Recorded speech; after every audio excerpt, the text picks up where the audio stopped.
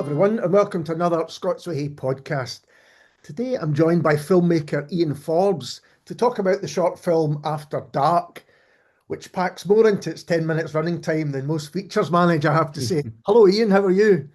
Hi, thanks, Alistair. Doing well here in icy cold Norway, but nice chatting to you.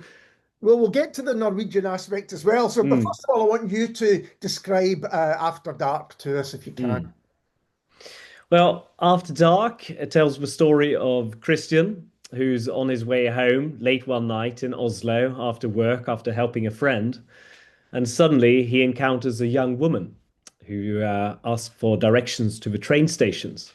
Quickly, Christian starts to suspect something is amiss. Is she in danger?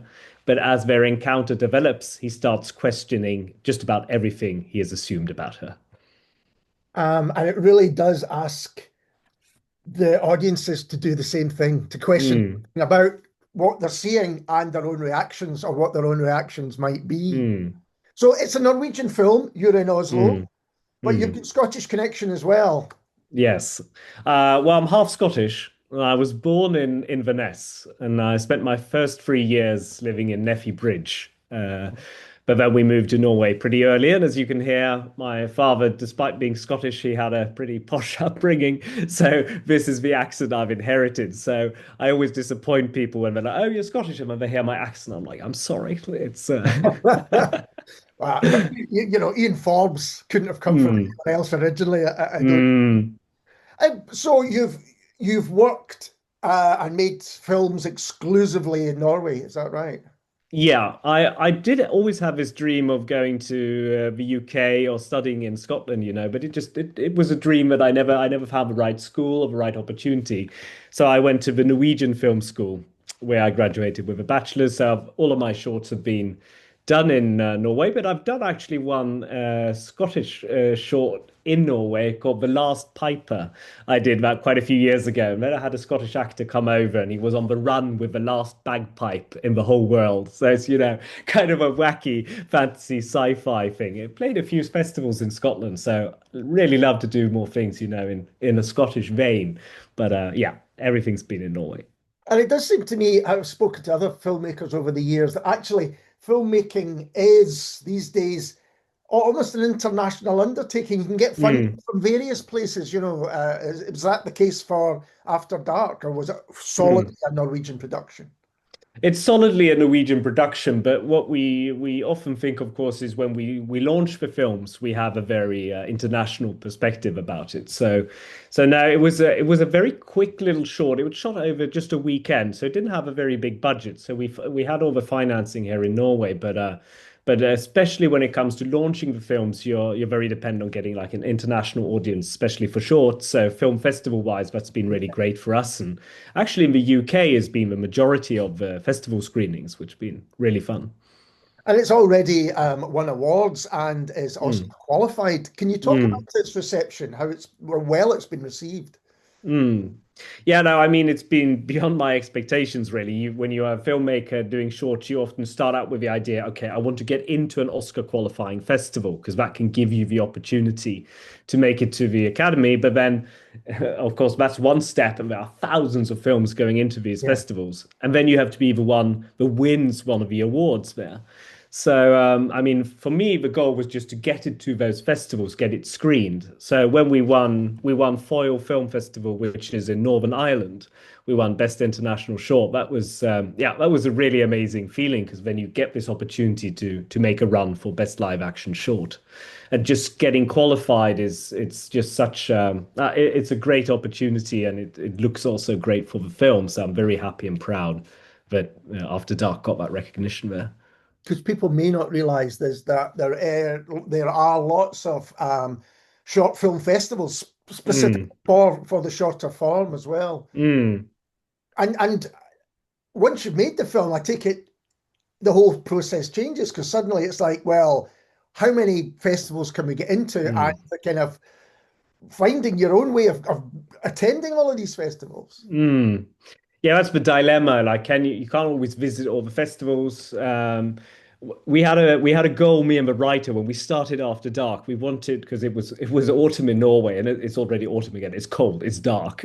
So we have this goal. We wanted to get it into a film festival somewhere warm. And our world premiere was in Palm Springs. So it was almost Fantastic. too hot, 40 degrees Celsius. You couldn't go outside. So we really got our dream there. But yeah, you're launching it different places. You're hoping it'll get in, it'll get screened because it's very competitive arena. I mean, there's thousands of films getting applied to these festivals, and they have like, anywhere between 40 and 100, 200 slots. So it's always thrilling once you've done a shot. Will it be seen? Will it, hit the curators? So very, very delighted After Dark managed to get out to a pretty broad festival audience. I can imagine if you were in a film theatre in Palm Springs in summer, that actually watching After Dark would be a bit of a Mm. relief because it's a cold Yeah. film, isn't it? It's a dark and cold. Yeah. It's, where was it filmed? And actually, how did you film it? Mm. I shot it not far from here. I'm sitting at Oslo Grünerløkka, which is pretty central. And there's a park just up 2 blocks away from where my flat is. So it's all in my neighborhood, including the scenes that are interior of a flat are in this flat, my flat. So Okay. it's a very local production for me in a way. We ate, the crew lunch was in this flat here. So, anyone was popping in for some warmth, they just come in here. So very cozy, intimate production. Um, so yeah, so sorry, what was the second part So of the the question? other part was how was it shot? Because you Yeah, said it was done over a short period of time. yeah. Um, is it kind of simple setup? Mm, What was the kind of practicalities of shooting? mm. Well, we knew we didn't have a huge budget, and we wanted to be quite economical in terms of lighting and cinematography. So it's shot with a lot of natural lighting. And the huge advantage we had shooting it in January is we needed dark, we needed night, and then it gets dark in Norway at 4 p.m. So we could shoot, the afternoon. You're not doing late night shoots. So we had two evenings really, and handheld camera most of the time. And at most there's a gaffer. He's got like a handheld light. He's adding a bit just above the actors. But other than that, we're using the street lamps and the natural ambience. And I just really wanted this realistic feel of, the Oslo night and winter. But what also gives it quite a lot of it feel is the color correction. We've stripped away a lot of the color. It's very bleached and Yeah. desaturated. And I don't know if you're much familiar with Mike Lee's work, British Mhm. filmmaker, but Naked, his Yeah. feature film, was a huge inspiration in terms of nocturnal encounters and this bleached look that he gave, I believe, London in that film. So that was a huge inspiration for the look. I actually watched that for the first time in years. It was on television here recently, and it's such a fantastic Awesome. film. And Mm, but also there's a scene in a 7-Eleven, and again, it's kind of you mm, managed to kind of wash it out a bit. It's not the real mm, harsh bright lights that you might think. mm. So yeah, it's this kind of bleach bypass.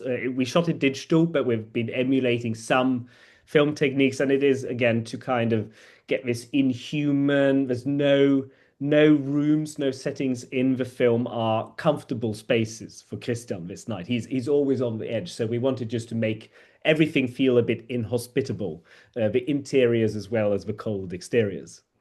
We should talk a little bit about some of the themes without giving Mm, any spoilers away, of course. mm, But you've got Christian and Mia coming together, and it's kind of, how would I put it? The the desire to help others mm, versus the fear of consequences. What could mm, happen if you do? So mm, Christian sees someone in distress who is asking for help and asking for directions initially and then further help. And you can almost see that he's thinking, well, I want to help, but I also mm, want to feel safe myself from mm, anything that mm. could happen. Was that the kind of driving point throughout Mm. for the whole piece? Yeah, no, you've got it nailed it there, Alistair. It is that, balance between you want to get involved and be a good person in other people's lives, and then you have, uh, as you say, a limit to how far you're willing to put yourself out. And then there's also the idea for Christian that he has more internal prejudices when it comes to what kind of people he wants to help. There's things he discovers about Mia that makes him less inclined to want to help her, as opposed to his first impression of her, which is this young woman in distress. And then as he starts to get more ideas about her, he starts to want to remove himself from her. But in the end, he's left guessing if he made the right choice or not. So Yeah. it's yeah. How do we want to help others when we're fear putting ourselves in danger, and what kind of strangers would we be willing to help? Do you think the fear aspect of it is kind of heightened today? I Mm. guess we get hit with more stories Mm, about, what's happened to people and, all sorts of things than we maybe mm, had in the past. I wonder I mean, I was even thinking, although it doesn't happen, you could have a mm, split where someone's filming their encounter on a mm, phone, or mm, phones are important in it, but not in that way. mm, And I just wondered if you'd thought that, people are their fear is more heightened than perhaps ever before. Maybe not. mm.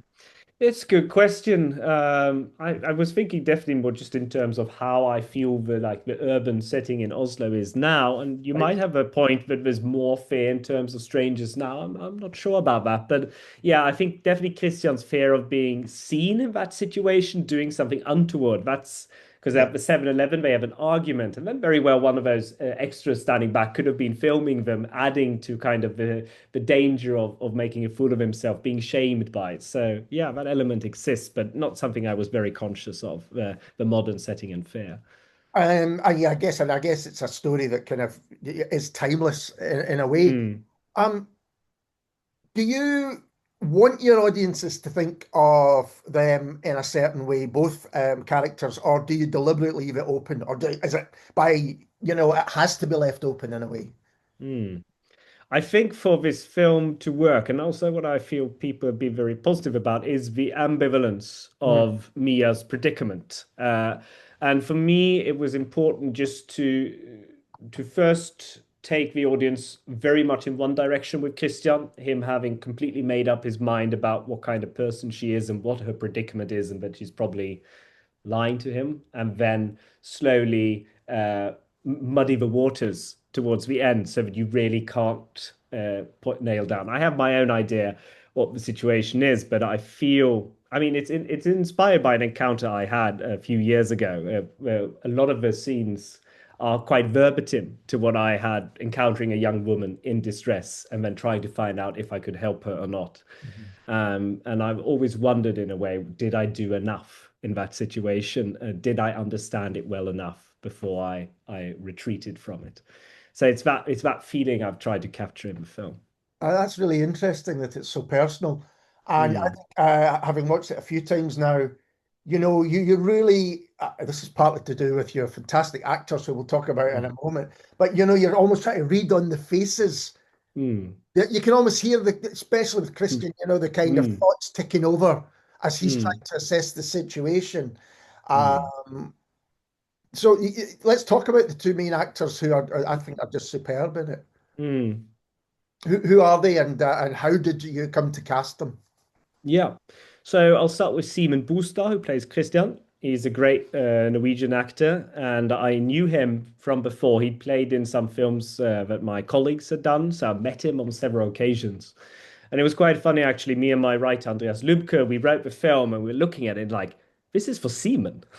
And we just called him in. We had one audition. He was the only one. And we was like, yeah, he's the guy. He's got this sympathetic, your everyday kind of thing, but also has the ability to kind of be a bit formal, play a bit conservative, and of course a phenomenal actor, so can tap into fear and all of that, and show the inner processes we needed for Christian.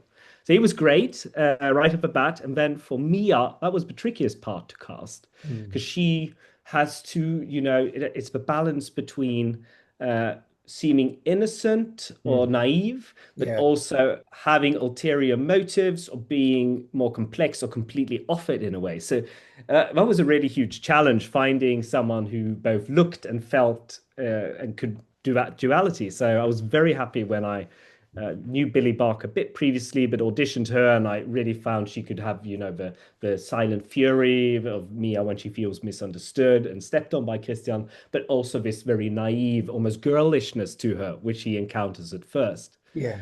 And then they were a great match together, and we did a rehearsal, read through the script, built the backstory, and then it was just out on location, rehearsing everything the day before, and then we just shot it. It was quite effortless. They got the parts very well. They tuned in very nicely. So it's sometimes nice when things aren't too much an uphill struggle. It's just meant to be those people, and it's meant to be those lines. It was quite smooth. Was there a lot of editing involved? Because it seemed very smooth in terms of how, Mm, because they're, for most of it, walking together to a mm, destination. mm, There's nothing watching it that kind of pulls you up short in any way and going, oh, why are we there or why are we there? mm. Yeah, as you say, it's a pretty clean. It's a little Yes. odyssey through the night, isn't it? You meet Christian and you walk with him through the night. So the editing also, there was no real questions if we were going to start, sorting the story around, or it was from A to B and it worked. And then me and my editor, we just had 3 days together. She was editing a bit in between, and it was also quite effortless. It was this is the story. It's supposed to sit like this. So that was a very nice feeling because I've had a lot of edits and a lot of films where you're like, oh, this doesn't work. I need a new start, and maybe I put a voice over. Oh, so having one where it was just okay, the story works, A to B.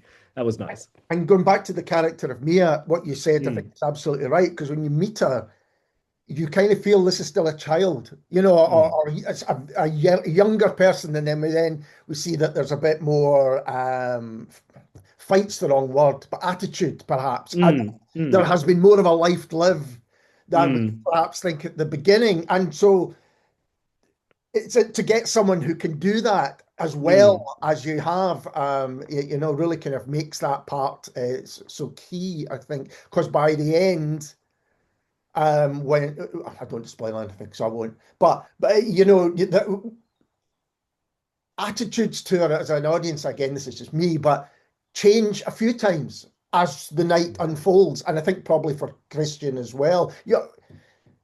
Perhaps it's because of who I am and the age I am and all sorts of things, but you see the film almost through Christian's eyes, and maybe is that how you meant it to be? mm. Yeah, 100% love your take on it, Alistair. The whole idea is that also Mia changes a bit physically in her appearance because of how Christian is perceiving her differently. So there is a makeup concept that changes through the film from when we see her to when we're at the 7-Eleven. There's more sweat, there's a change in wardrobe. As she looks different. She looks more like a wastrel than a young, naive girl. And that is to heighten Christian's perspective and take on her is that we change her physicality. So yeah, it's a subtle little undercurrent, but it's very much there. That's brilliant because you never notice those changes Mm, watching it. It's almost those changes add to the change of character, if you like. mm. Do you know what's happened to them next? Do characters stay with you? I talk to a lot of writers who say once they finish a book, often the characters are still with them. They know Mm. kind of what's happening next. Was that the case for you? Yeah, I've envisioned a whole night for those two, what they get up to from the where the film goes. And me and my writer, we even spoke a bit about because there are quite a few people like, oh, you should do a feature, or we want to see more. So I have quite a few ideas to what they're up to, but ultimately at the moment, I'm very happy with the short, leaving them in that kind of freeze of where are they? What are they doing? What will Christian do next? I like that energy to it. But yeah, for sure, they're still alive, and it's very fun. Me and my writer were doing a new film, and he's written them in as side characters, same names, different characters. He can't let go of them either. So we've had great fun with them. That's so interesting. As I say, I can think of a few writers who have brought characters who were main characters in one book or series, and can't let them go, so they suddenly appear in Mm, other books later on. mm, And actually, that brings up an interesting question because I know writers who started out writing short stories. They maybe did a collection or two that were really acclaimed. And the question everyone says to them is, when's the novel coming out? When's the novel coming out? And sometimes they really kind of, it's the worst thing you can say to them. I wonder if it's the same as short film makers. Do people assume that, oh, you're doing short films now before you do a feature? And is that the case?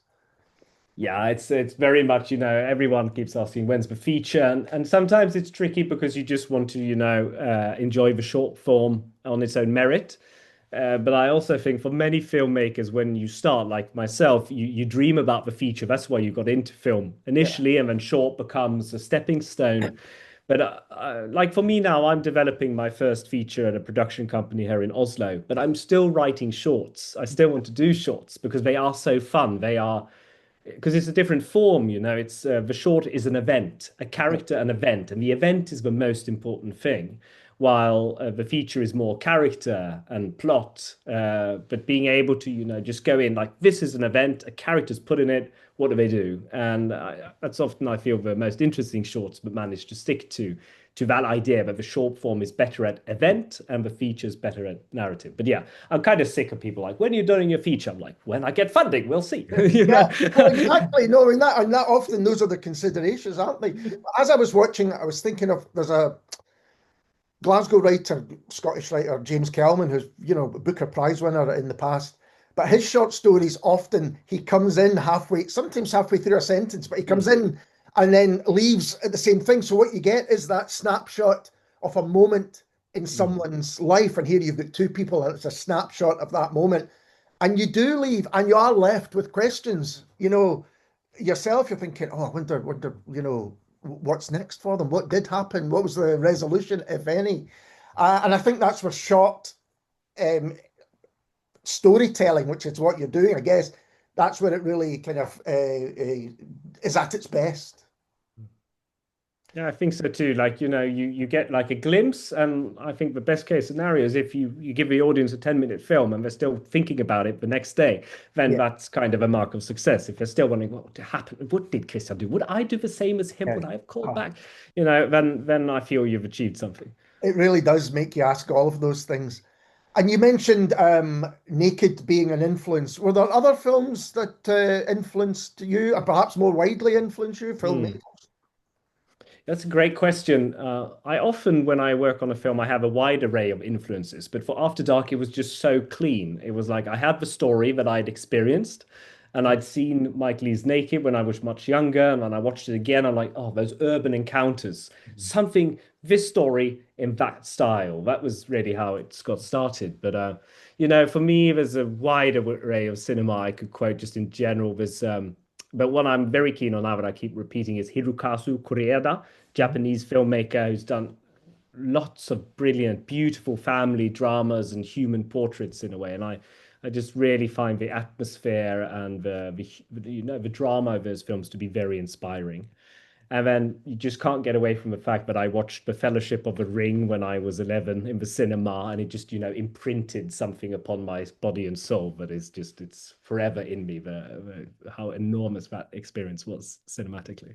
Oh, well, absolutely. I mean, watching those films, the Lord of the Ring films in the cinema was Mhm. astonishing, still kind of Mm, to this day. Um, and how's the state of film in Norway? Is it in a healthy mm, state? Because obviously, in the UK, there's lots of discussions over funding and the struggles to get anything made difficult. How is mm. Norway, in your experience, in a healthy state? It's a great question because we're almost on two polar opposites because we've never had the film industry has almost never been more successful. We're in a golden age of Norwegian cinema. Joachim Trier's Sentimental Value just won the Grand Prix at Cannes. We had Dag Johan Haugerud's Dreams won at Berlin. So we've won like two major film festivals, Yeah, which is huge for our little film nation. yeah. And at the same time, the financial situation is really tough here now with TV drama. Kind of a boom has kind of evaporated a bit. Okay. And I think we've had like a 30% reduction in film jobs just the last few years. So there's a lot of, debates going on. How can we sustain an industry that's doing so well internationally Yeah. now? Like we've finally blossomed, and I feel like we've caught up with Denmark and Sweden that have been ahead of us for, 100 years.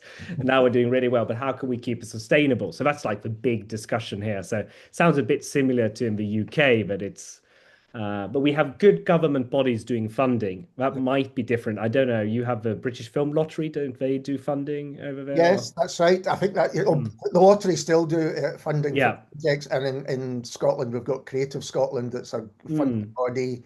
But it's interesting again, and mainly film makers have often managed to get funding from. It sticks in my mind that there was a film made in Scotland a few years ago, but a lot of the funding came from Iceland, for instance. So there must be European bodies which will help to fund various projects as well. Yeah, we have very solid national funding in Norway, but the challenge is we had also a lot of drama, TV and serialized drama that's kind of gone away. So we still have our features getting national funding, but there's less of the other types of productions and commercial work, of course, also has fallen away in this new kind of economic reality. And so it's a changing era. So it makes one reflective a bit as I'm kind of in the early stages still of my directing career. Like, what Yeah. does film look like in 20 years? Is cinema still a thing? Is things you've taken for granted since you was young, like, oh, I could make films for the cinema. Like, will people still be going to the cinema in 20 years? It's probably, but it might look very different than today, I feel. Well, one of the big discussions here is that often in Glasgow, but elsewhere in Scotland, big budget American movies are being filmed here. We had Spider-Man on the streets of Glasgow only recently, filming, which became an event in itself because people wanted to. And Glasgow was turned into New York, so it must be cheaper to do it here than do it in New York. Clearly, um, and that offers work for various people in the industry, of course, but they're not working on national projects. They're working on these big international projects. So that's a kind of pull in a different direction as well. So now that After Dark's out and you're on the kind of circuit with it, can you tell us what's happening next for you, or is that just too far in the future? No, I can let you in on that. As I mentioned just previously, I'm developing my first feature. So I'm working with a production company here in Oslo, where now my writer's, as we speak, sitting writing, he's working on the third draft.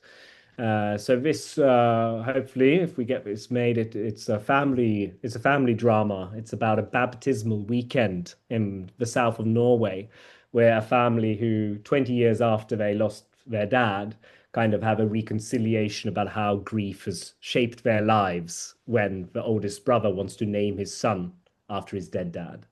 So it's a kind of a film about a family that's been locked in a dysfunctional pattern for a long time, and then having one event that sparks a resolution in a way. So that's really what I'm hoping I'll be shooting in the next 2 years sometime if we get it all the way. Of course, that's the other thing about film is it takes a long time to Mm. do it. Yeah, when it's a feature.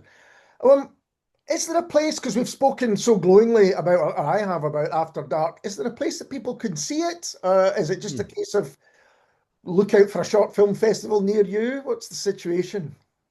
Yeah, I've got that question a few times. I mean, it's sadly it has no upcoming screenings in the UK right now, but I am considering now as the Oscar campaign keeps heating up, maybe I'll be releasing it online in a month or so. We'll see how the campaign goes. So I'm thinking if there's an interest enough that I feel this film has to get out and meet an audience. So hopefully doing an online release soon then.